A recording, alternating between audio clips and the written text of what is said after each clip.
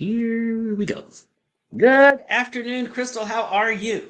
I am wonderful. How are you? I'm great. This first day-ish, first whole day of daylight. Is it non-daylight? What do we call it? Regular time. It's regular time, Is it right? regular time? All I I know think it's is like it Pacific takes me Standard. about 10 days to get right. However, whether it's going up or back or forward or backwards or wherever we are, takes me about 10 days to adjust. I hear you. It matters not whether we are increased or whether you're going up an hour or down the hour. I'm right there with you. I still feel ripped off. It doesn't matter which direction. Is that horrible? Is that like the everlasting pessimist? And I'm a pretty happy guy. Where you either losing an hour or you're gain. Where if you're gaining an hour, you're supposed to be feeling like you in the plus mode. Yeah. I don't know. But and then when you losing an hour, so here's what happens. My body is very time regimented. Oh, So it knows it wakes up at pretty much about 7 o'clock. But mm, now 7 o'clock is really 8 o'clock. So now I done yeah. So you're lost. late. Yeah. I'm late.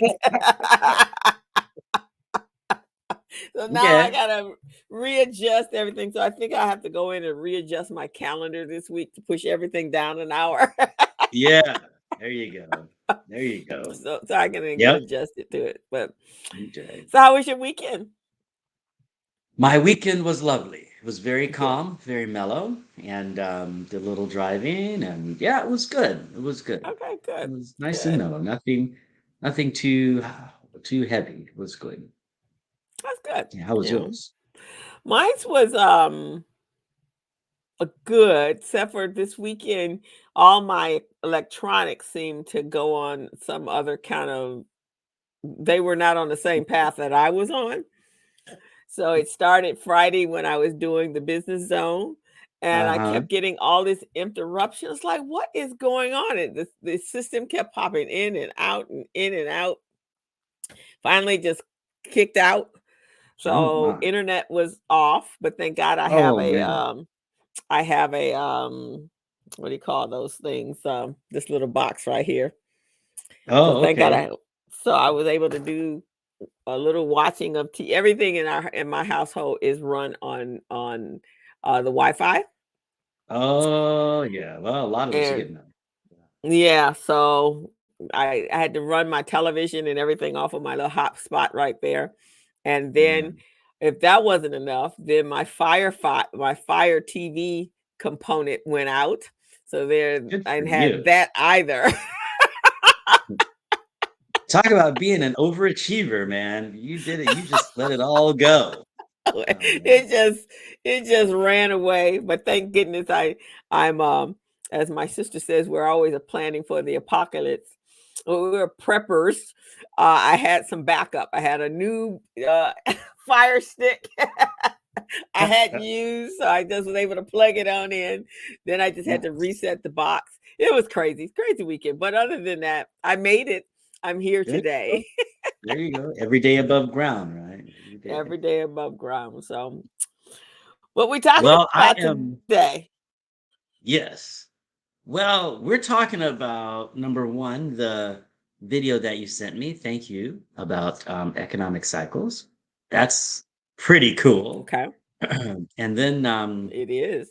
I don't know if we'll get to it, but I sent you this thing about people getting married versus retiring that I think we should address. But let's talk about Okay. the cycles first, because that was Okay. really an interesting video.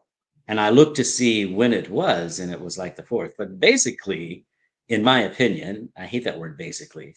Okay. Essentially, in my opinion, the gentleman was talking about the cycles that we have in business, whether we are, Hmm. and I wrote some of them down, and I've heard people use that expression a couple of times. And usually we have four cycles, but he kind of broke it up into six, which is sort of interesting. Did you find that the case, or what did you think of it? Yeah. Yeah, he was really informative, and there's a whole bunch of the a series that I don't know if this is a new channel, but it popped up in my feed, and I was just mesmerized by the information that I was learning, and Hmm. really eye-opening information. Yeah, I liked So, the way that he brought into the business cycle a little bit of psychology. And, from my days back in econ class, that's kind of what we're trying to look at. How do we look at what a society does, and how do we compare that to what's going on in the economy and on Wall Street? And if you'll remember, I don't know if it was true for you, but it seemed to me that during the pandemic, if we can remember, if we can suggest that we're out of the pandemic, but maybe there was that period of time between March 1919 and or early 19 pandemic. 2019. Early 2019. pandemic. Yeah, the early pandemic. Thank you. Until just recently, what is it? The folks on Main Street, folks that have businesses, and many of those folks, it took them a while to get going again, especially the restaurants. And some Mhm. of them were able to adjust by expanding outside, but a lot of them hit some really, really tough times. And therein, a lot of people hit some really tough times if you're in that service economy. Mhm. Whereas folks on Wall Street, the stock market was booming. I mean, people were making money hand over fist in the stock market. Mhm. And I think that's very interesting. And he gives some issues about that based on the economy. But I think that was very interesting how we've heard people say occasionally Wall Street is not Main Street, but this was a Mhm. great example of that. We had a lot of folks that were going, I don't have any money, I don't know where it's going to come from. This is not cool. I need the government to send me some money, or thank God they sent me some money so that I can make rent. Whatever you think about that issue, there were lots of folks that said that. And Mhm. then there were also lots of people that were making money in the market. It wasn't like the market tanked and nobody made money for 2 years in the market. Right. So Right. very interesting, very interesting. And then, Yeah, we it could. was an interesting time, and even today, even now, those same in businesses, they are hobbling. They're not on all 2 feet. They're hobbling, right? And then Mhm. now you have the fact that they can't find decent employees that can help them do provide their business. So it really does say to you that you have to be prepared and planning, your favorite word, planning for whatever catastrophe, right? And, Mm. a lot of people think, okay, I don't have the money to invest or I don't have this, but I think it's kind of imperative that you have to start moving some stuff around and diversifying so that you're just not seeking revenue from one source. Yes, and I think that's a very good point. You have to seek revenue from multiple sources, and you have to put your revenue in multiple sources, or you have to put your investments in multiple sources. And sometimes people ask me, "Well, should I do real estate or should I do stock?" And I say yes. Or some folks will say to me, um, "Should I buy now or sell now?" And the answer is yes. Well, maybe it depends, because um, I mean, so many times it really depends on who you are as a person. This Mhm. after this weekend, a friend was telling me about her portfolio, and I said to her, the advisor that you have has this strategy. It's not wrong. It's not wrong. It's not what I would do, but it's not wrong. And there's a bunch of them out there. And just because it's different from mine doesn't mean that it is not going to work. It may work. I mean, when you get right down to a clock, even a dead clock is right twice an hour, right? Right. So Right. sometimes it works. And the real key is, how do you feel? And I know that's tough for folks to hear, because they want to win. They want to get the most bang for their buck. And so many times it's not what you do; it's how you feel about it. That's actually what you think about it. You have to change your mindset to the right way of thinking.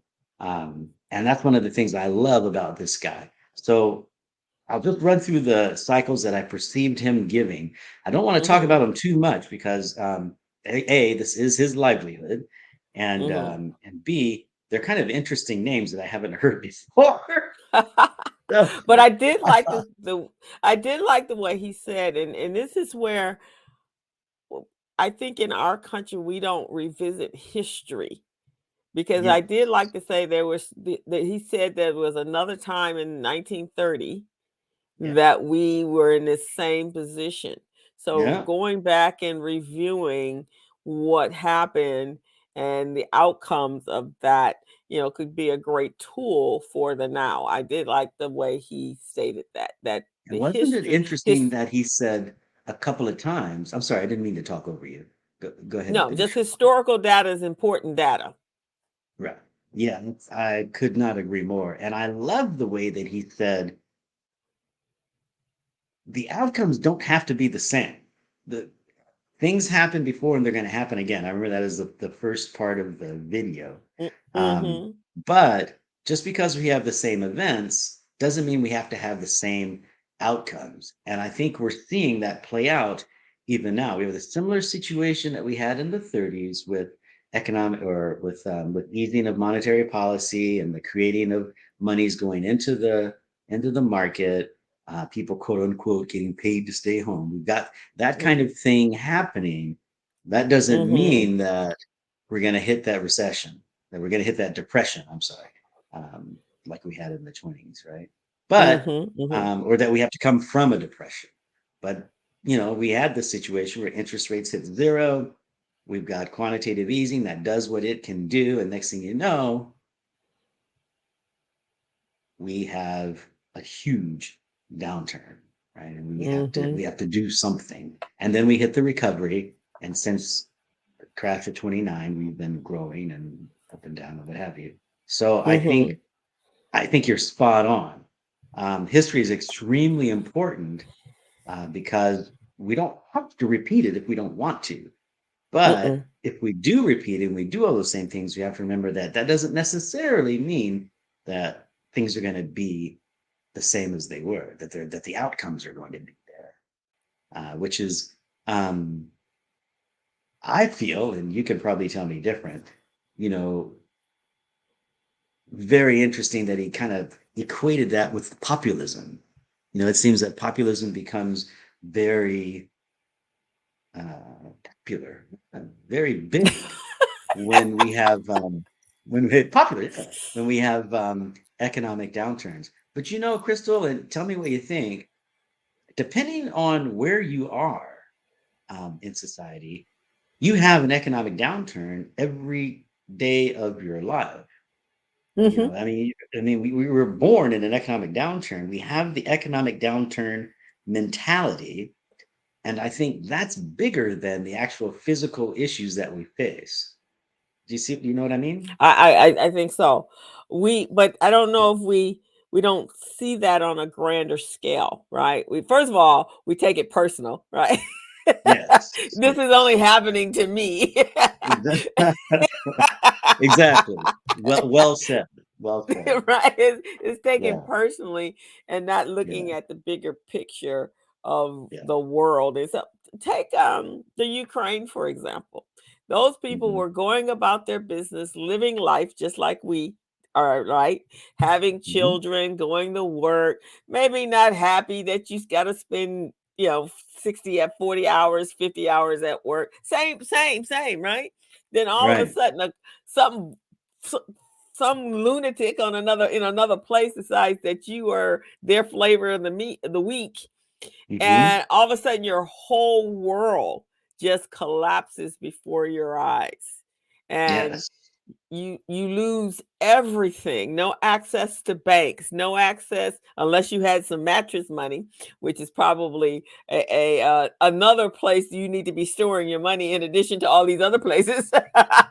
And you have accessibility to it. But all of a sudden, so look, I so just wanna go on crisis. record of saying I did not say put your money in a mattress. That was I you. said That that. was not me. No cards and letters over here. I did not say that. I have a license. I have I people said who trust me. in I did addition not to. say that. Oh my goodness. in Go addition ahead. to. I'm with you. But all of a sudden there's a crisis, right? So yeah, Mm. crises happen every single day. Some of them some of them are man-made and some of them are Yep. self-made. And Yep. then there are some that are internal and external. And the ones that obviously are external, you have absolutely no control over how it's going to affect your life. Whoa, you are so spot on. Who knows? Who knew? Like you said, I'm going to work on Tuesday. Wednesday, somebody decides to start throwing bombs. What? What? What is that? Right? I mean, come on. I mean, at one point, you got to think to yourself, people just don't do that. Right. We can talk to each other first. We can say, "Hey, what's up?" We may not talk in a nice way, but we can Right. say, "Hey, what's up?" I mean, Right. you're doing something, but not even that. Just boom, here's the bomb. Whoa, goodness. That's freaky. Well, before we get going too far, I don't want to forget to introduce you. So I'm going Okay. to read your bio and then we can talk some more about the cycles a little bit and then Okay. kind of what we should do with regard to retirement plan. Okay. Sounding good. So everyone, please allow me to introduce my friend and colleague, Crystal Mitchell. Oh my goodness, Crystal Mitchell. Crystal is a business coach and consultant. She's the CEO of Mitchell Business Solutions. She's the co-director of Recycling Black Dollars, co-host of the Business Zone with Crystal and Gilbert, a weekly online radio show. She's an instructor at Mount San Antonio Community College. She is a certified network for teaching entrepreneurship instructor as well. And she's a QuickBooks Pro Advisor financial strategist. Welcome, Crystal. Thank you for being on this broadcast with me. Thank you. M- I always might the- enjoy being here. Mondays. Yeah, I always enjoy Mondays here on the community conversations on the patio. Cool. Always. Well, now we said you made some excellent points about people going about their business and all of a sudden this happened. Um, well, let's go back to this gentleman's cycle. I just want to tell him because I think the whole cycle concept is what we're actually talking about here for Yes, just a minute. uh-huh. I agree. So No, in let's do. yeah, okay. So in my mind, he had six cycles. One was not very descriptive, the early stage, but then he quickly went to the bubble, and we know what that looks like. Uh-huh. And then he went through to the top. And then it was interesting to me. He went through a down leg, a depression, and what I'm going to call quantitative easing, a way for the economy as dealing with money, monetary policy, how to get out of a depression. And then he said Yes. something very interesting that it's only going to go so far, and then we have to do something else. But I think we're going to start raising interest rates then, um, which is kind of interesting. We have to actually make things more expensive in order to make things less expensive, right? So we're going to have to like take some money out. We're going to have to raise interest rates so that people Mm-hmm. don't go willy nilly with buying. Mm-hmm. Slow that buying down. We don't want to stop the buying, but we just need to slow it down a little bit so that our economy can get back in line and we can get back into that expansion period where folks can actually make more money. Right. But and it's tough to do. It's not like it's a magic number. But if you think of it, it's kind of weird. So we've got free money flowing about the economy. Everybody's spending money, happy, happy, happy, and things are going crazy, crazy, and we have inflation. And then we have gas prices that are going sky high, and nobody wants to pay that, and house prices that are super high, and you can't afford to buy another house, right? What are you going to do? You bought your house for 300,000. It's worth 1.2 million. You sell it for 1.2 million. What do? You buy another house for 1.8 million, and you're back in debt. So it's very interesting to me that you can take a look at these cycles, and depending upon where you are in the country, and that sometimes has a lot to do with your gender or your ethnicity. Mm-hmm. Um, you can always be in that state of recession. You can always be on the wrong side of that wealth gap, right? Mm. You can Yeah. always be in that mentality, and you can never feel like you're in the bubble, like you got the money. Right. You know, you never feel that way. So I thought it was very interesting that it went through those. And as a person that's watching that, I'm just sitting back thinking to myself, when do I get to the bubble? I need to get to the bubble. Right? Where the bubble at? And and I certainly haven't gotten to the top. Where's Right. that? But I definitely know what recession and depression are. I know exactly where I when I'm in that.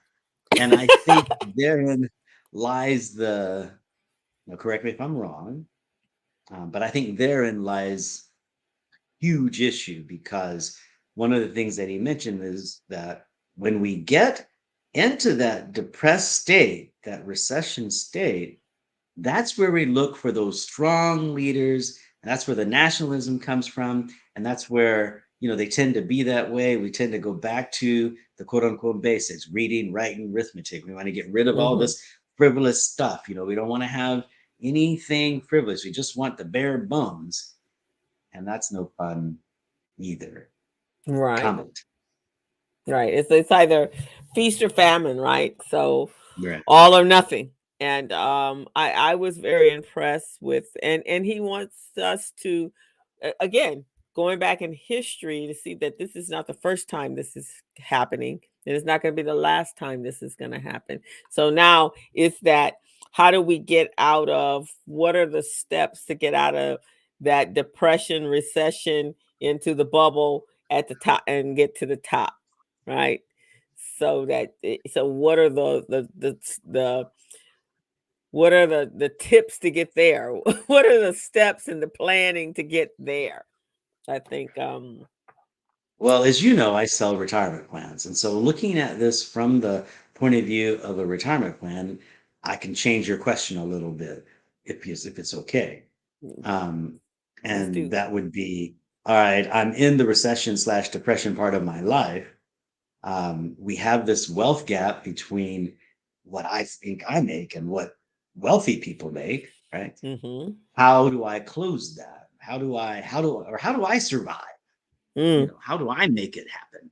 What Mhm. do I do? And how do I do what those people do so I can get where they are? Mhm. And so, from the point of view of a retirement plan, as an advisor, I'm going to say, look, number one, do not react to the market, Mm. right? The market is going to do what the market is going to do, right? It should not control you. You have to react to you have to base your reaction to what's going on in the market on you. What's happening with you, your particular risk tolerance. And he used a very interesting word. He said strategic risk tolerance. And I just talked to one of my clients uh, on Friday, and I said to him, we have to go back to that risk tolerance. And I told him at the time, I'm going to ask you to take that once a year so that you're still on track and so that you know where you are. And we have a method to determine when is the appropriate time for you to increase your stocks, decrease your bonds, do whatever, right? Mhm. So Mhm. he called it, and I love this word, he called it strategic asset allocation. Yeah. What is your asset allocation, right? And Yeah. then he said something very interesting. Folks may come up with a strategic asset allocation and then they try to beat alpha, right? Then they're like, okay, here's my strategic allocation, but I want to do better than the market. I want Mm. to do better than, rich people just aren't doing the market. I need to do better than that. So, Right. how do I do that, Javon? And I would say, I quote a friend of mine who quotes somebody else, and he says, lots of people want to do what I do, but they don't want to do what I did, which means they don't want to did Mm. what I did, which means that you don't want to take the risk, right? I Right. mean, yeah, they're on top now, but how much risk did they take to get there? You probably don't want to do that. You want to put your house, your kids' education, all of that on the line for those five stocks, lose it all, learn that lesson, and do something different this time around. But you can't figure out what to do different unless you do all of that stuff. And Right, nobody wants to exactly. do that. That's that historical Or, data. right?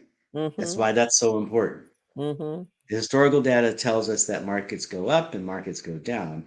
And the strategic asset allocation is the best way for most people to make it through these perilous times because, as we all know, when you invest in the market when it's hot, you usually lose because you're too late, because by the time you hear about it, it's already gone.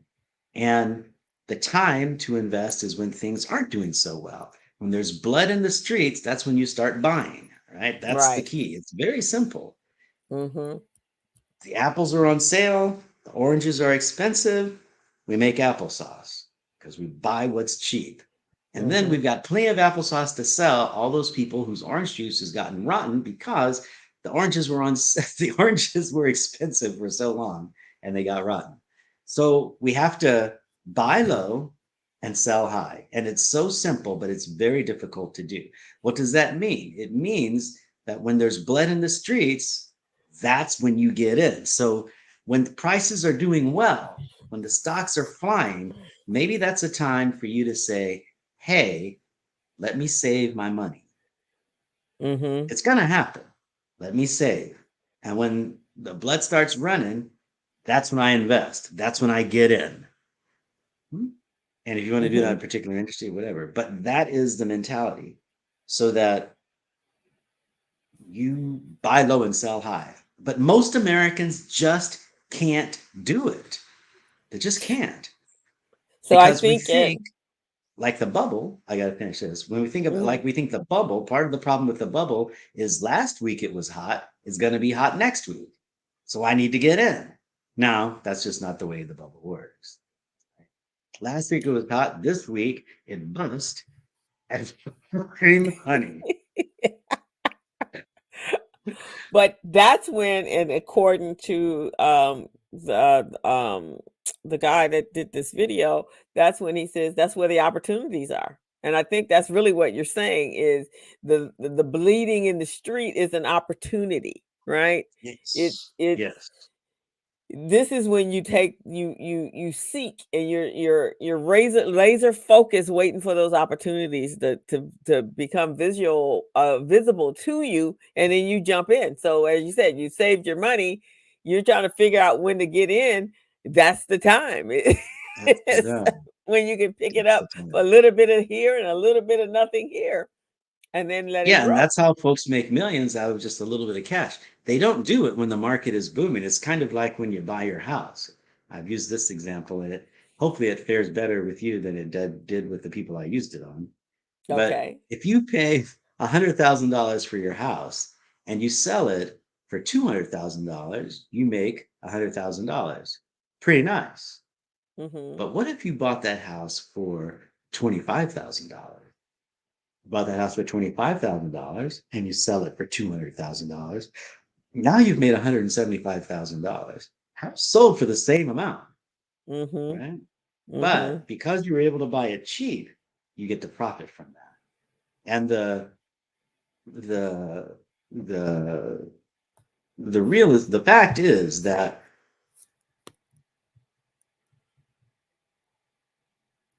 having a well diversified portfolio with the right mix in stocks and bonds that's based on your life and rebalancing your portfolio on a regular basis, that's how you make money.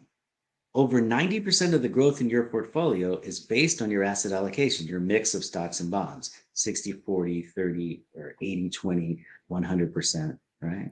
Hmm. So that's where you're going to make the money. Our stomach gets involved and we can't handle it. So most of us don't take the risks that we're supposed to. But interestingly, I never say you make your money on this industry, and you hold yourself back on this industry, and you're going to lose if you get into this industry.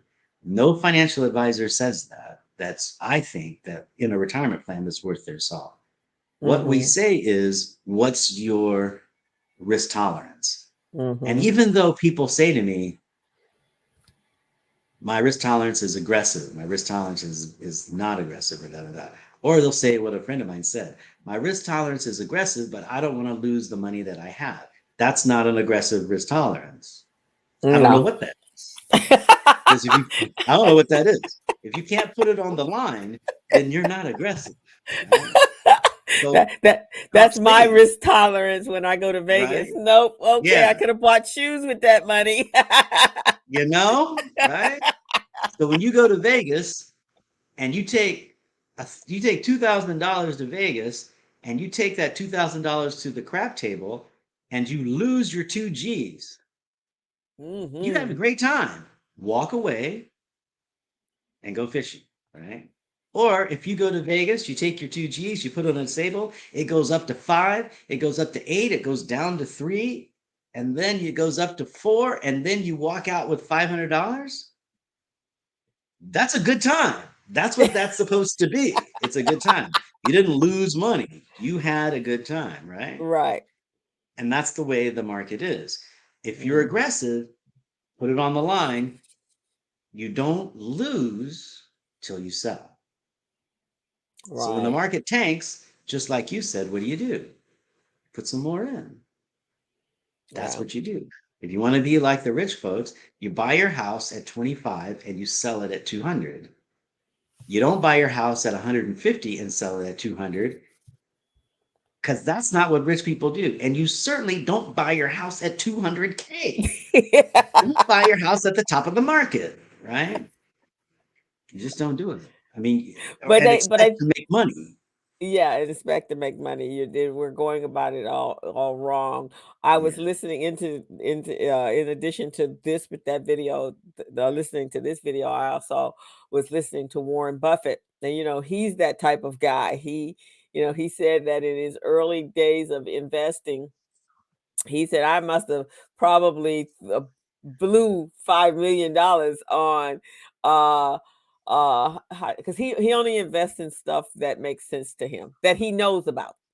Yes, he said that often. Stuff he Yeah. understands. He When doesn't he had understand. And there was something to tell computers. me he didn't understand computers, or something like that. Yeah, But he he doesn't doesn't invest understand. in those. He He doesn't invest understands in toilet paper. toilet They'll paper, invest in those. gum, Gum, Wrigley spearmint gum, railroads. right? Right? He understands, We understand and that. that's That where makes sense.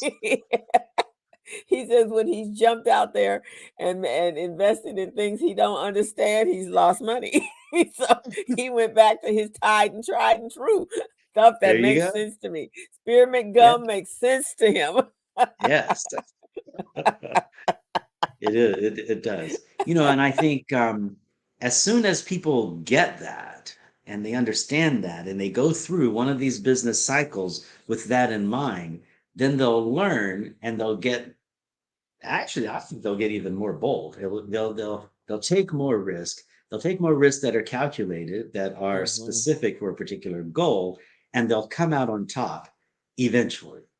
Right, The problem exactly. is it doesn't happen right now. We look at wealthy people that say, "Man, I got the Bitcoin. I just turned my Bitcoin in for X amounts of thousands. When did you buy it?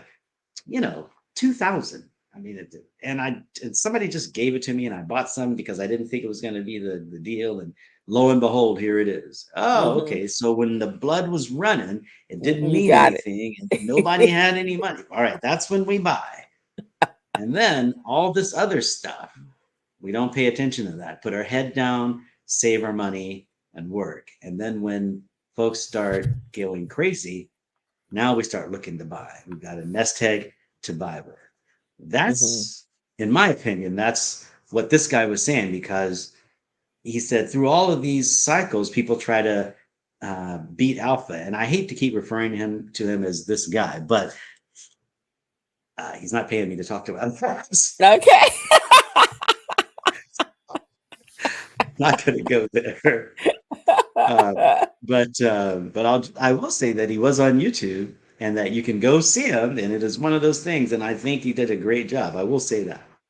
Um, but he's that one of the things he brought up was that um, during that time, and I was around, and you were around when Peter Lynch was running the Magellan Fund, and it was making money left and right. I mean, it was one of the best funds in America. the average investor was losing their shirt. Couldn't Mm-hmm. make any money. Well, they are not Peter Lynch. That's one. Mm-hmm. And number two, by the time they heard about it, it was already gone, right? So you Yeah, it's have on its to back end. But you you know have to do it. who capitalized on the opportunities and the bloodlet, as you're saying, is I went to the play Lehman Brothers, the Lehman Group Trilogy. Yeah, You really should go check it out, especially because you're in the financial industry. So you really was that is the that Lehman Brothers trilogy. yeah, the Lehman Brothers. So it talks about how they got started and where they got No, started, yeah. and it's playing at the Ombudsman. It's a play. It's a play, and they did a fantastic job with a live um, performance on the 163 years that the Lehman Brothers were in control of Lehman Brothers. Wow, that's fascinating. I wish you told me about that. I would love to go see that. That would be Yeah, it awesome. actually is still out. I friend of mine's that works in the financial industry, they reached out to a bunch of us and asked us that we want to go. But it starts with how they came from their country. The three brother one brother came first, and then Henrik I think came first, and then he brought the other two. But when they Mm, got there, they were in the tailoring raw materials garment business uh-huh. from where are they from? Bulgaria, I believe that's where they're from. They were from. Hmm. And when they got there, they saw that there was no market for that. So what they did was they became the middleman, the brokers for the cotton, for the farms or the plantations that were growing cotton. And then they found manufacturers to buy the cotton, and Mm. it came through Ah, them. That's how they yeah. got started. And then when after the Civil War, again, bloodlet, right? They Hmm. saw another opportunity and they jumped on that opportunity. And that's really before they even got into the financial industry, they were actually just business people, businessmen. And they There just you go. recognized opportunities and jumped on it. There you go.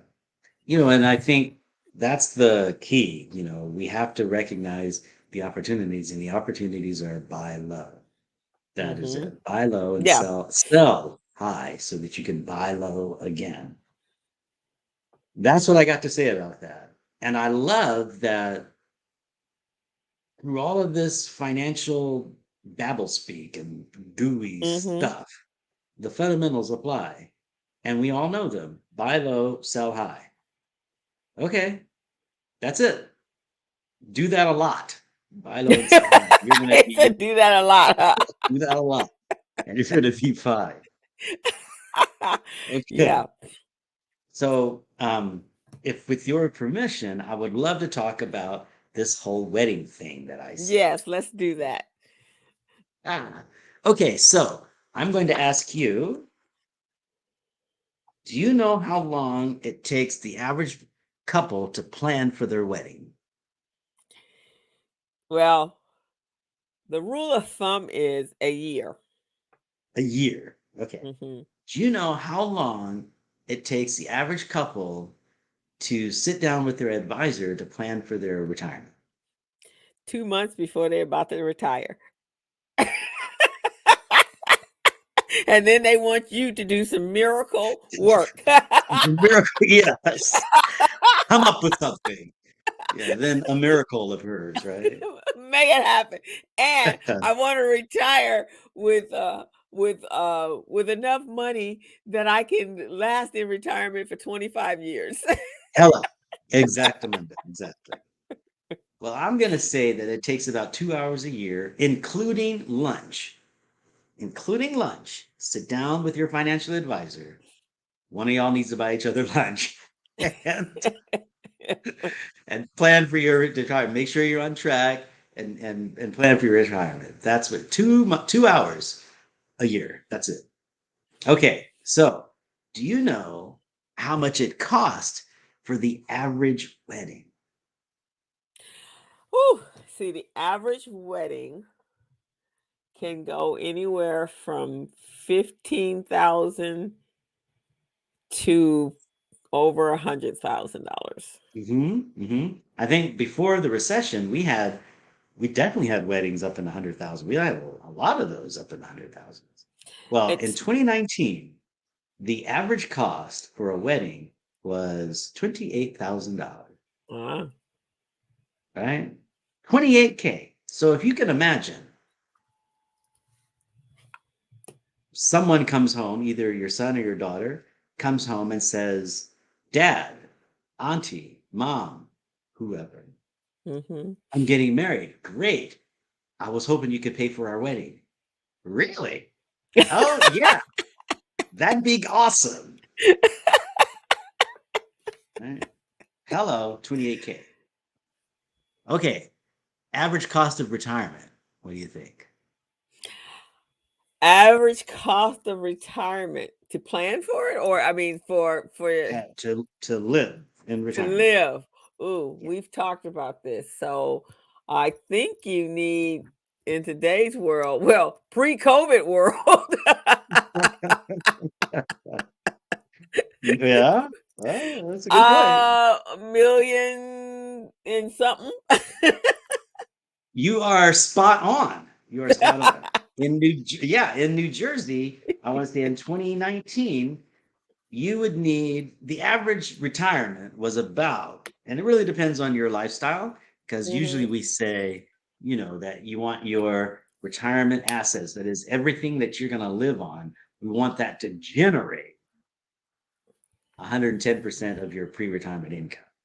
So that means, if you make $100,000 a year and you pay 20% in tax or 30% in taxes, you're living on 70K. mhm, 110% of that would be $77,000, right? mm, Are you with me? So we need your portfolio to generate that. So you're going to take the money that you get from Social Security, the money mhm, that you get from pensions and 401ks, and the money that you get from your investment, you're going to stick that all in a pot. And if that generates $77,000 in that one example, you're probably going to be okay in retirement. Probably going to be mm. okay. Okay. So at $1.2 million, when should we start building that? Wow, I think you should start working on that in your 30s. In your 30s? Okay. Work Why am at I $9. laughing?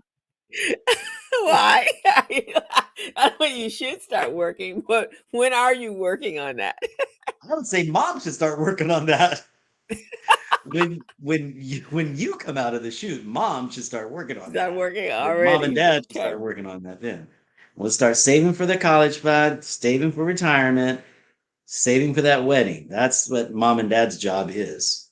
Now that Right. we realize that, this is a family thing, right? Right. So we all get married in the backyard and we all ask for monetary gifts instead of blenders to get this couple going off into the right house, or we ask for a house or something like that, whatever it is. Right, But exactly. we we're not taking trips to Acapulco, right? We're taking that money and we're putting it down on a house, or we're doing whatever it is that we got to do from the point of view of a retirement plan person who's never been married.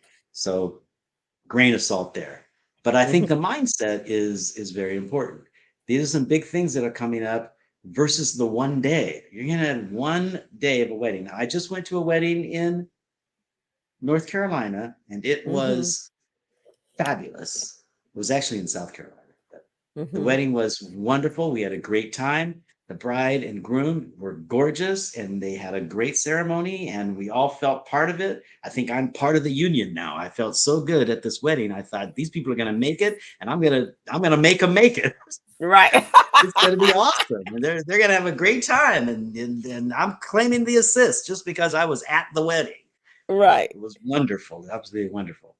And they didn't talk to me about that. So obviously, um, there's some folks out there that have different opinions about how important that wedding is. But from the retirement planner's point of view,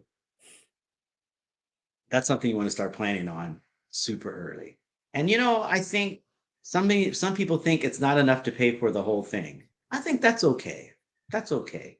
Put a little bit in. Put as much in as you can. Right. And if you bring in some, that's a lot better than starting with nothing. If the wedding's gonna cost $100,000 and you've got 40 saved up for the last 20 years for your daughter or the broom or whoever it is, groom, whoever Groom, it is. son or Yeah, daughter. son or Hmm. daughter, put that in. That's okay. That's better Hmm. than nothing, right? Right, So, exactly. But I'm in agreement with you, especially in today's time when it's so hard for young people to buy homes. The monetary, the blenders and all that sort of stuff, you'll figure that out. And most couples are already living together anyway. So they don't really need those blenders, right? But take that money, because what they do need is a down payment for a house or a condo, you- right? Because that's yes, the beginning of an asset that they can work on for their future. Whereas yes, the blender is going to wear out, the whatever's going to wear out. And I think if you're really going to help that couple in their new yeah, life, that would be one of the things. So I am agree with you. We agree with you on that. Um, I think, uh, but it's about that planning. So you're absolutely right. College and, well, sometimes not even college. Really, more the wedding. People more plan on the wedding even than they do on college, right? oh yeah, yeah. They think about college when the child is, in 10th grade. Sometimes it's 11th grade, and then you're scrambling as to figure out where the money is going to come from. But knowing that you're going to retire at some point in your life, and you're going to be, hopefully your health will be in its, you'll still be in prime health, but at some point you're not going to be. And having set aside and money so that you can plan for the second half of your life is really, really important. Mainly because nowadays at 65, that's the new 45, right? Hello. There you You go. you you There you you go. still are very active. You still are. I have a friend of mine who recently retired from the military, and so now he's uh working on his second act. So he did some things, went back to school, got his doctorate, and now he's doing what he really loves to do, is to teach. And so again, there's going to be another retirement down the line. But this person's active. This person is taking care of themselves, and they plan. He's got enough that can carry him out for the rest of his life based upon his health today, and then what that will look like is health tomorrow if it Yeah, changes. let's not forget rather that if you make it to 60 here within the last 5 to 10 years, if you made it to 60, the chances that you're going to make it to 90 are pretty good.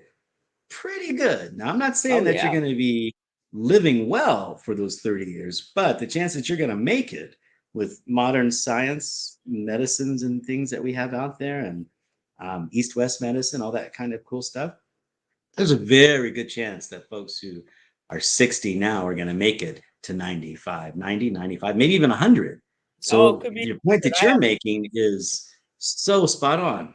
And Yeah. hopefully you do that standing up with your boots on and can live that time well, right? Hmm. I guess if you're a woman, maybe you stand up with your boots on too. Yes. So Yes, you you do. can do that well. You do that well.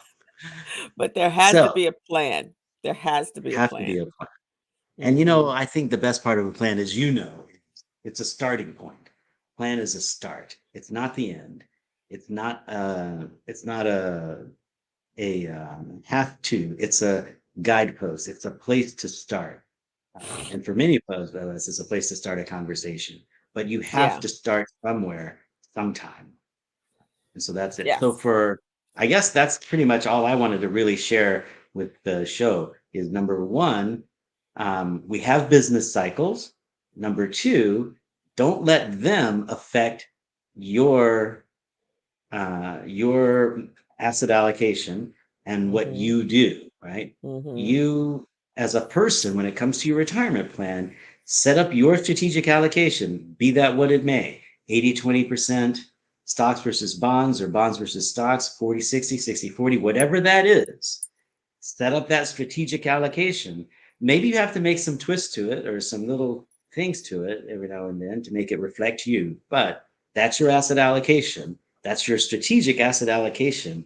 Stay there. And when it comes to trying to trying to get a little bit more bang for your buck, I would say don't do it, because the harm that you're going to cause is not going to affect you as much now as it will in the future when you don't have that time in the market, which is a which is actually meaning that opportunity for growth. Right? Mm-hmm. So it's not a quick fix. It's a long haul, but buy low, sell high, and the best way to do that is set up your strategic allocation, your value of stocks and bonds, and rebalance on a regular basis and reevaluate based on what's going on in your life. Did you get married? Does that make you more conservative? Did you did a person in your life pass away and that made you more aggressive? Whatever is going on in your life, that's how you arrange that asset allocation. Are you going to make as much money as the person who's always aggressive?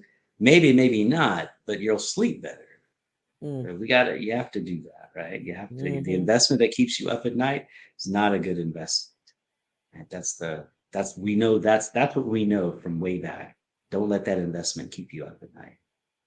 And the next thing I would say is plan for that wedding when baby comes out. Soon as your little darling comes home, plan for the wedding, the college, and the house. Make that plan. Just a little bit is okay, but makes that plan. That is such great advice. Great stuff. You don't know how many people I talk to that mortgaged their house for their kids' education, and now they don't have anything, and their kids still got loans to pay back. Well, that was the same. I, I think this falls under financial literacy, Javon, is that people really don't understand money, right? So even during the recession, when this was to me was like it was a no-brainer. Someone come up and said, okay, you can buy this house, Crystal. You can buy a house right now. You can get it at interest. Okay. And that's all. You don't have to worry about anything. So what happens when something changes? My income is not going when you come out of this bubble, because you got it for this time frame in this little bubble, right? Anybody could qualify.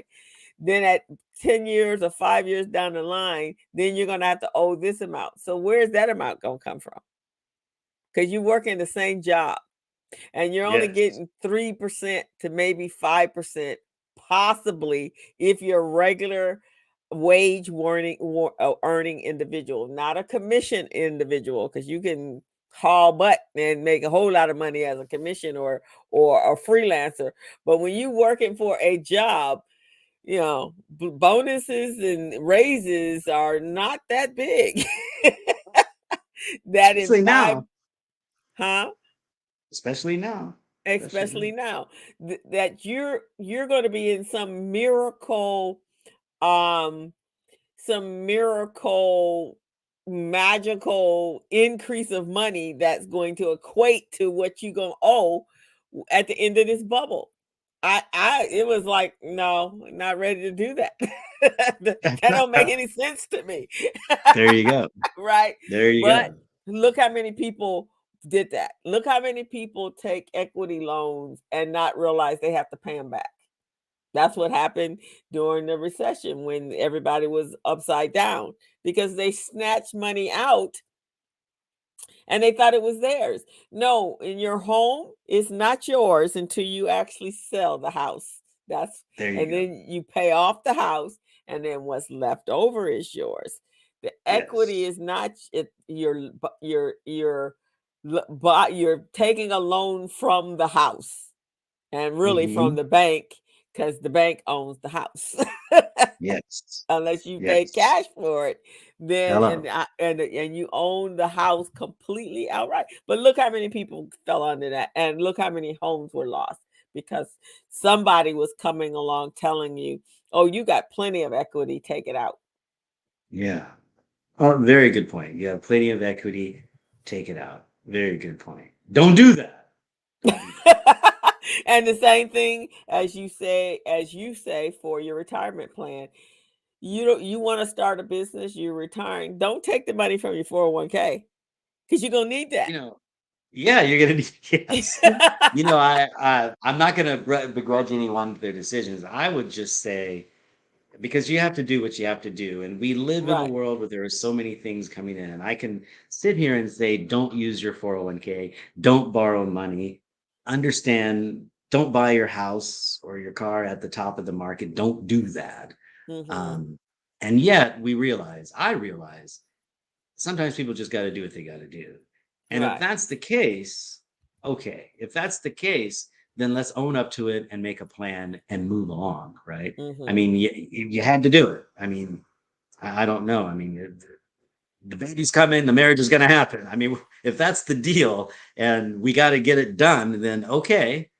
But let's remember that we got to build out of there. It's not just once that happens, everything doesn't go back to normal. We need to save. We need to pay it off. We need to set up a plan. And saving is tough. I'm going to tell you right now, saving is tough. It's really tough for me. I have to do it before I spend the money, or because if I got the money, I'm spending it. That's where I come from. if I, if I got it, I'm spending it. So I have to put it away first, and then like what is it called? Pay yourself first. I have to do that, and then I can do my little thing because I'm not one of those people who can wait a week after the paycheck comes and go, yeah, I think I no, Yeah, you have to happen before. I I'm got it. kind It has of to. I know what my expenses are, and so I have my revenue streams lined up so that they take care of my expenses. And then if something comes in outside of my Yeah, regular income that I make, then that all goes into my savings. But then here's what happens: certain periods or cycles happen at the beginning of the year. You know, you kind of have I have to gear back up or gear my clients back up. To get back into the paying cycle for in January, February, and March. So usually all my money is coming in, and then at some point my contingency is being used while they get back in routine of paying on time. some happens, some happens. All of a sudden, 15 days go to 30 days, and 30 days yeah, go to 60 days. Like, wait, yeah. what are you doing? That's another thing we should talk about when you talk about money. We rarely do, but that relationship between time and money with regard to when you get paid, you Right, know, right. that's a very interesting relationship. It's I was talking with someone. It's always the terms. What are the terms? Know the terms, right? So and when you give somebody, give them the terms. Right now, look, you can pay $50 now, or you can pay $150 later. Right. All But give right. us I the mean, terms, because if not, yeah, and man, then if I can I get rid of it now? Yeah, he doesn't worry about it later. Boom. Or do I need to use it this and know those terms and operate accordingly what's going in your life. But and terms are so understand your important. cash flow. That's really There what it you go. comes down to, is understanding your cash flow. Because if you don't understand your cash flow, that's where savings becomes really difficult, Oh because yeah. you have to continuously go into the savings pot um, in order to take care. If you don't understand your lows and your ebbs and your lows, so that's really important, both as individuals and as well as and really for businesses. Oh yeah. Because those lows and ebbs and highs, or low Ebbs ebbs and flows. ebbs and flows. There you go. Flow sometimes gets halted, man. It gets uh there's a mudslide Indeed. that takes place.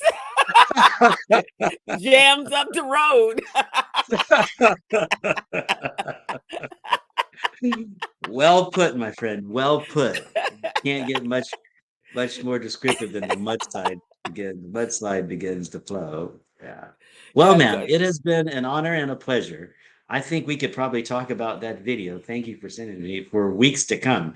There was so much juice in there. We didn't even get to talk about the strong leader thing and what the yeah, we public can. does and what actually is a bubble, what does the bubble do, and what quantitative easing is. We didn't get to talk about all that stuff.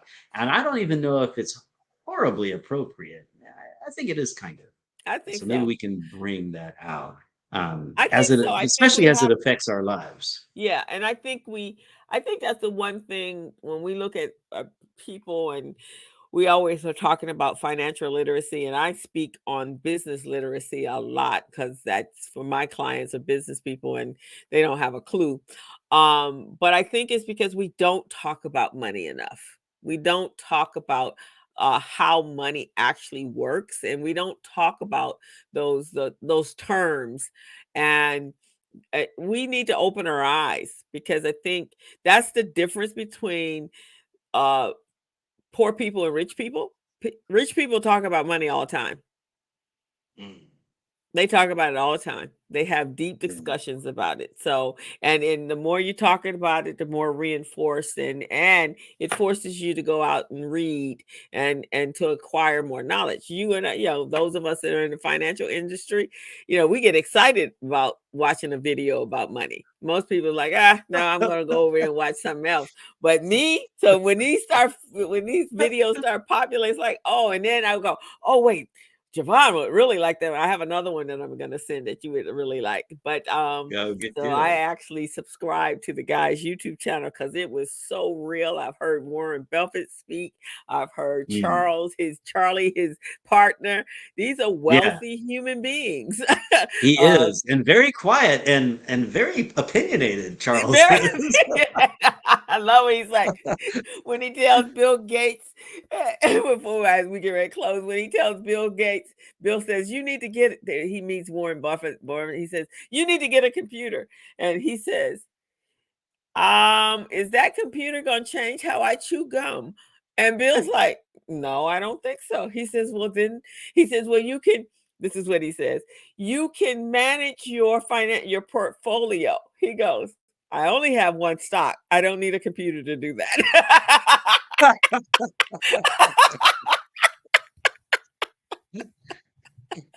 I was like, "Okay, Warren, you have humor." Yeah. Oh, yeah.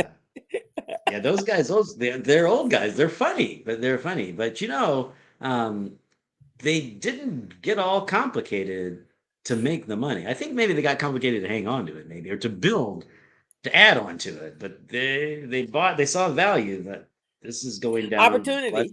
Let's go. I think the common denominator is opportunity. So that, and when I was listening, and I'll send another video I heard on Warren Buffett, and his is all about stuff that he understands and There you stuff go. that you need every single day to live. That's the only thing he ever invests in. Things that are regular, commonplace household items that's what he invests his money in. It makes sense. It Hmm. makes sense. Crystal, I could talk about this with you forever, but I gotta go. So Okay. I want to say thank you. Let me read your bio really quick one more time so you'll know Okay. who you are. And Oh, everybody knows thank who you. I am. I'm the retirement plan advisor guy. I'm all over LinkedIn and what have you. But you, my friend, so Crystal Mitchell, business coach and consultant, CEO of Mitchell Business Solutions. Maybe I should put one of these together. Yeah. Co-director of Recycling Black Dollars, co-host of the Business Zone with Crystal and Gilbert, a weekly online radio show, instructor at Mount San Antonio Community College, certified network for teaching entrepreneurship instructor, and Hmm. QuickBooks Pro Advisor, financial strategist. I said it without messing it up. I'm so proud Wow. of you. Thank you so much for being with me on this program. It was an honor and a pleasure, truly. I will see you next time. Do you have some closing words for our audience? Yes, everyone. So, the general theme of this was taking advantage of opportunities when they present themselves. That if something drops in value, that's the time you need to grab There you go. There you go. it. That's right. I love that. When the blood starts letting, start getting. Okay. Start Talk to getting. you later, man. We'll Take see care you now. guys later. Bye bye.